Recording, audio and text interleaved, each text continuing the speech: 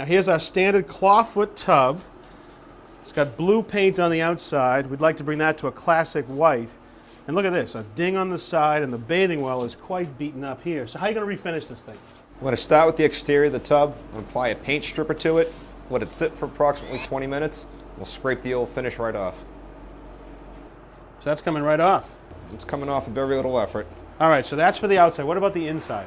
The inside of the tub, we're going to apply an acid etch to the finish. Acid etch. That's right. What that'll do is it will abrade the inside finish, allow for a better bond between the paint and the tub. Sort of scratch it up so the paint will stick better. Exactly. Good. All right, so that's the acid going in. That's right. That's hydrofluoric acid. He's going to take that and spread it out all over the finish of the tub. Let it sit for about 15 minutes, and we'll be able to wash it off after. Boy, it's quite a strong smell. I'm glad he's got some protection for his lungs.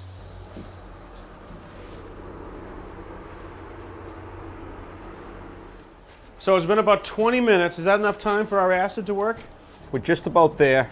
While we're waiting, we're going to use the time to use some hand tools and some sandpaper. Those clawfoots can be a pain to get all that out of those little grooves. It is. It's very hands-on type of job. Yeah. So he's wiping that down. Is that just water he's using? That is just water.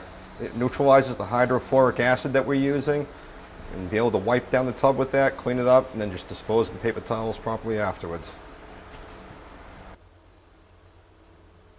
Looks pretty good. What are you going to do about this big chip?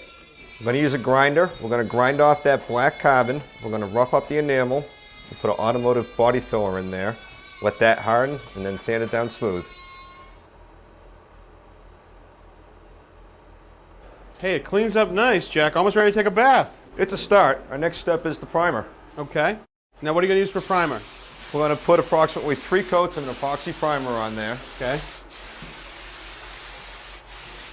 Hey, that sprayer does a nice job. Yeah, it's a high velocity, low pressure sprayer. Hey, I'm glad to see some ventilation here. You got a fan pulling the air out of the room and one bringing fresh air in. That's right, and both lines are filtered.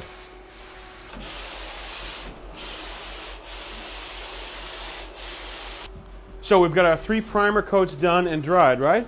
That's right. Now we're ready for our last step, which is epoxy top coat. Okay. So it's epoxy again. That's right. It's mixed with a hardener to help it cure. Okay, so using that same sprayer. So you can see it's starting to turn white. That's great. Hey, it's starting to take shape, Jack. How long will this finish last on this stuff? Typically in a normal usage, this should last 10+ years.